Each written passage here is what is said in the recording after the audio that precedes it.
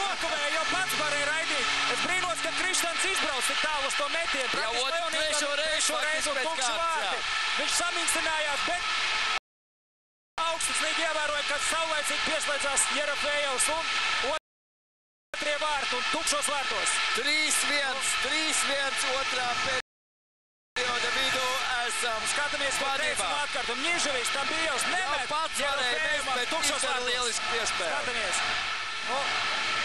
Ko var teikt? Cepurnos. Fantastiski, vienkārši fantastiski. Teicam, Ņiževičs par Krištans izbrauc, vārti pustukši. Ja būtu tam bijis uzreiz pieņēmis precīzi to ripu, viņš varētu pasaraidīt vārtos. Es domāju, ka šoreiz tam bija jau pirms momenta bija izlējums. Ja būs piespēle, viņš nemetīs, jo iepriekšās 2 reizes neizdevās. Viņš noteikti domāja, ka meklēs piespēli. Nu, un viss bija perfekti izspēle. Aleksandrs Jerofejovs, trešo vārtu auta.